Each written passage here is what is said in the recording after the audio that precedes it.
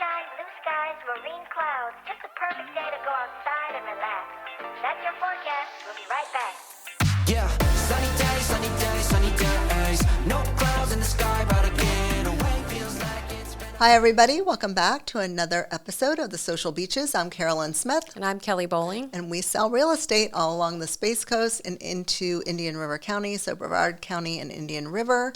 And we would love to help you if you are looking to buy or sell, or if you just have a question about real estate, want to chat about real estate, please reach out to us. You can call us or text us at 321-422-2160. You can email us at hello@coastalestateteam.com, or you can send us a message or make a comment on whatever platform you're watching this on. We love comments, even not the good ones.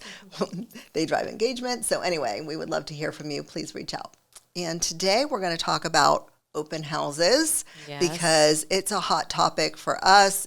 We have very strong opinions on it, and I think that we will get some people disagreeing with us, but we feel like there's certain etiquettes that people need to follow when they're doing either holding or attending an open house, and certain things to be aware of.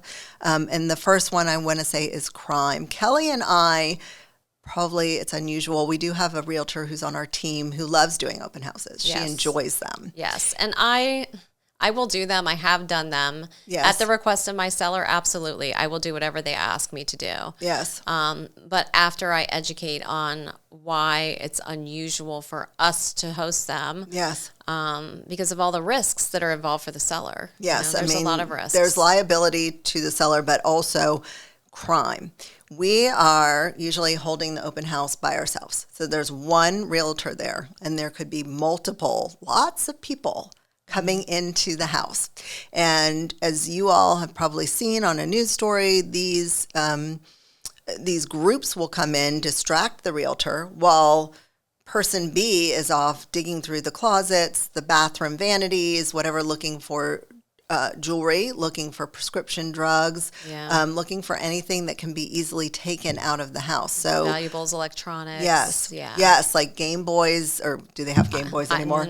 Well, sorry, dating myself. Nintendo Switch, Your but they're iPads, things of that nature. They're looking for easy things to steal, and we, one of the reasons that if it's an occupied home, it's very hard to get all your things out and secured. I don't even know where I would put everything, you know? I mean, medications alone. Yeah. You have multiple people living in the house, and it doesn't necessarily mean that they're like high value on the street medications, but you don't know what people are looking for. That's true. Are they even taking the time to read, and are they just swiping things, Yeah. So we cannot guarantee, there is no way to guarantee that someone is not in another room doing something they shouldn't be doing. Right. And I don't want that on my head, on my watch, because I literally cannot keep an eye on everybody. And I have done open houses where a lender is also present. Yes.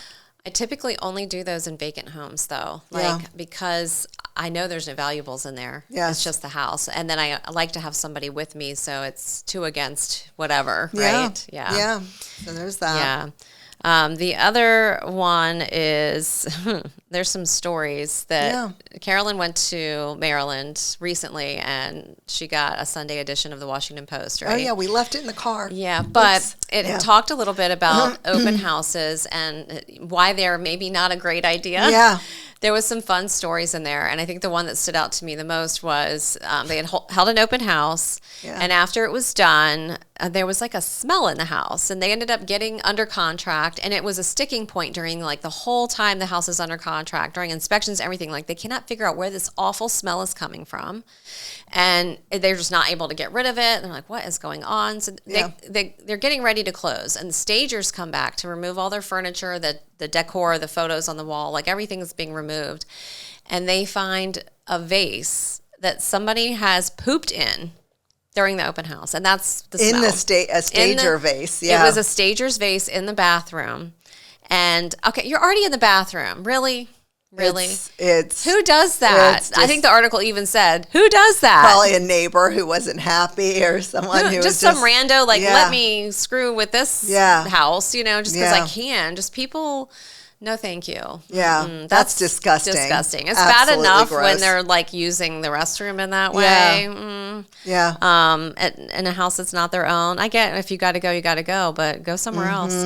And then the safety aspect, as a realtor, if you're there by yourself, if a lot of people aren't coming in and someone comes in, I don't care if you're a man holding an open house. There's a safety aspect of, look, we've all seen on the news what's going on with like stores, like how these gangs come in, groups of people come into the store and steal, and there's all these employees there, right? There's all these people and they can't stop it because people come in and they just go. Yeah.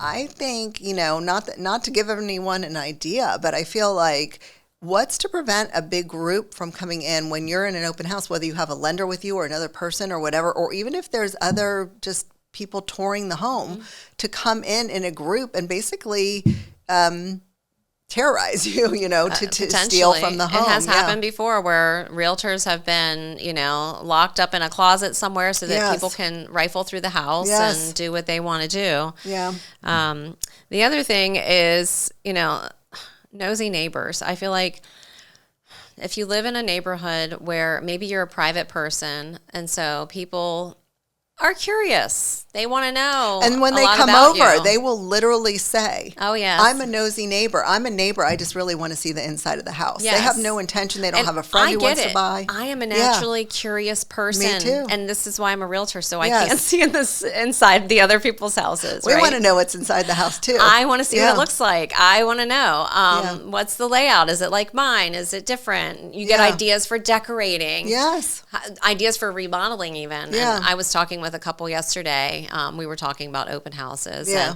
And I said 90% of the people that are going to visit are going to be living on your street or in this neighborhood. Yeah. And they want to see what you've done because they've probably seen people over here working, doing things, and they're like, oh, what are they doing to the inside of their house? They're just completely nosy. Yes. Just need nosy. They're not qualified. And that's the other thing. When you're selling your house, would you want people booking appointments that cannot buy your home? Right. Like they can't afford it. They're actually not even really looking to buy anything. Well, no. That's why they're booking an appointment with a realtor who has hopefully qualified them. Yeah, and that just goes into the whole thing as a seller. If I'm selling my house, if you're selling your house, why do you want an open house? Do you really believe that the buyer is not going to book an appointment and come see your house? The only reason that they got in your house and were like, wow, we never intended to stop here. We weren't even looking here. We were just coming because there happened to be an open house and, oh, now we have to move into your home. I mean, do you really believe that?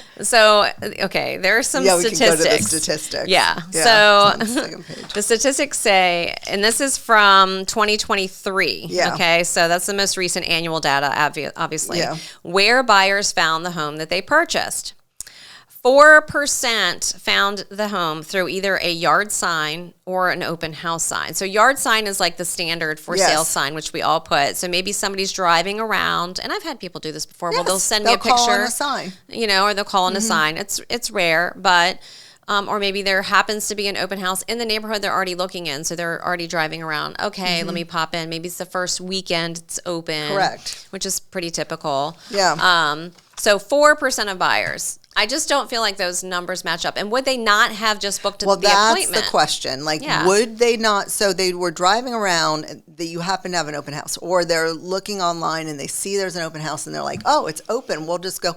I have a lot of clients who are like, oh, we saw this house was open, so we'll just pop by the open house. And then if we like it, you can come with us the next time. We don't want to bother you, kind of thing. So the question is, you think it's sold from the open house because that was their initial visit, but would they not have come anyway? They likely would have come. And I have some buyers that are looking, and I'll see a house that pops up on the market, say on a Thursday or a Friday, and it's scheduled for an open Saturday. So they'll say to me, it's a maybe we might like it, so we'll just pop into the open house. And I'm like, because they don't want us to have to go out of our way or whatever. And then if it hasn't happened yet where they've liked one. I think the last one that they went to, I had heard from the agent that they stopped in because they let them know that they were working with me. Yeah. And I was like, oh, let me check with them. And I was like, so how was that house? And the response was, hot garbage. I'm like, noted. I did not leave that Hot feedback. garbage. That's awesome. Yeah. So Yeah, you don't want to tell the seller your house is hot garbage. No, I can't Hot do that. garbage. But I think that the percentage of people who are buying solely from an open house is lower than 4%. It is. It is. And when I way back when I used to own the construction company, so we used to drive around sometimes when there were open houses. We'd like to just see, like you said, Yes. ideas. Yes. We're not buying a house. No, my husband and I used to do the same thing. Yeah. We were out like having time for ourselves on a weekend. Oh, fun. We weren't in any market to buy anything. Yeah. And it's like, oh, let's go there. Yeah. Just like walking into a new construction model community, home. a model home. Yeah, Yeah. they're beautiful to look at. Yeah, it's great. So it's it's fun. fabulous.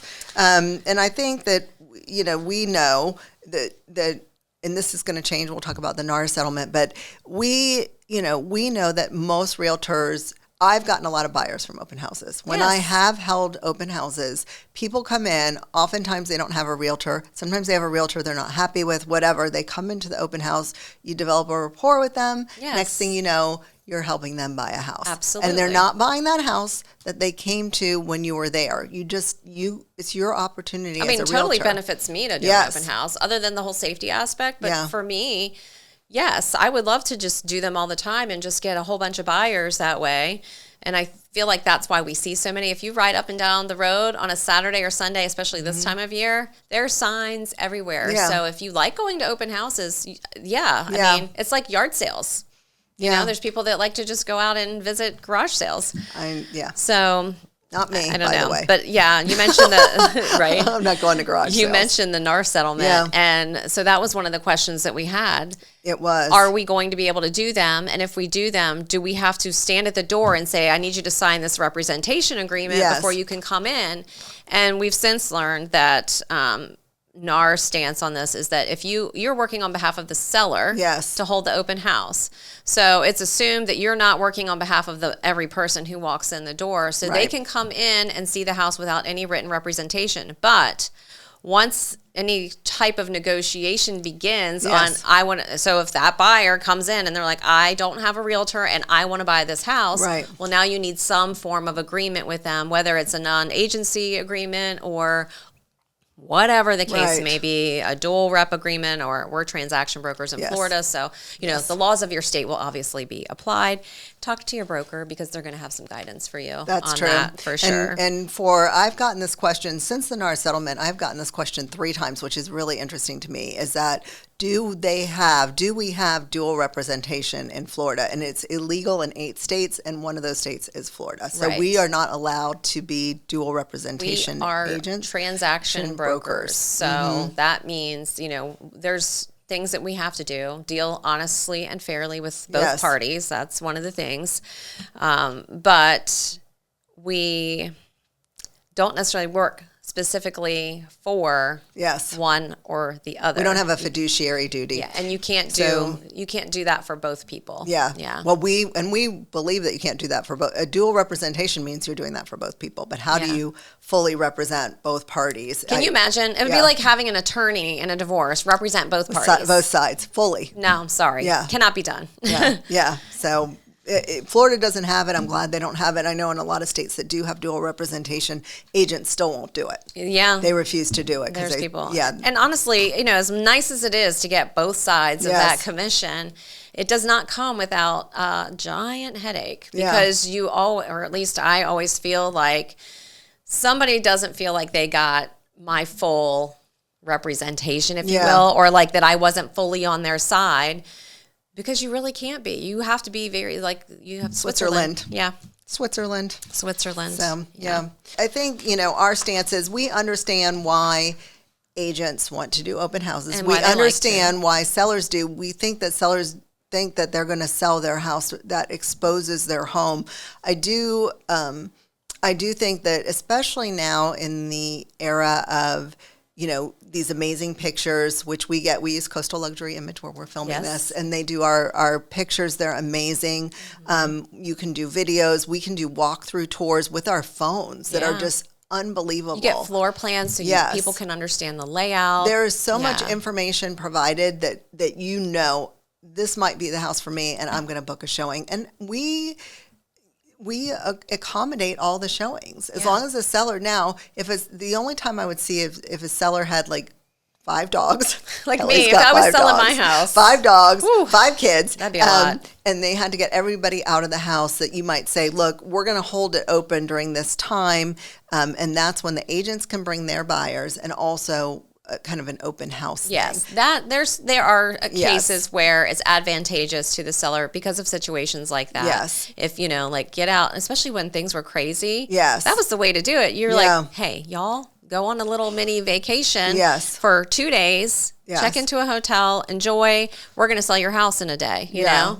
Yes, Yeah. and then everyone, and there were so many people wanting to see it that trying to get everybody in on scheduled appointments where you're booking appointments was difficult. So you just let everybody come. Yeah, I can remember when people were lining up outside the door before it even opened, and you're like, oh my gosh. There were so many people coming through, and it was very hard. Usually we had to do Stressful. a second time just to be able, there were so many people in the house. I feel like we were doing like 2 agents to an open house. Like Yeah. I know I was doing one with another agent Yeah. on one of my homes because it was too much for me to handle with all those people coming in. Yeah. You just can't get to everybody. It was nutty. I wasn't getting any buyers. You know why? Because they were in and out and it's so Yes. crowded. You don't know who's who. Yes, you're and- trying to answer yeah. questions. It was crazy. nuts. So we're glad it's more normalized now. Yeah, we like for it sure. better.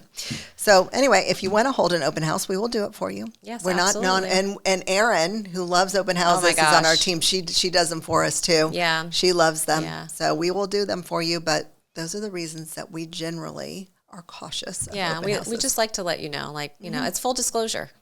Yeah. We're brutally honest around here. That is true. All right, I think that's it for today. Yeah. Yep. Okay. We'll see you next time. Cheers. Wonderful.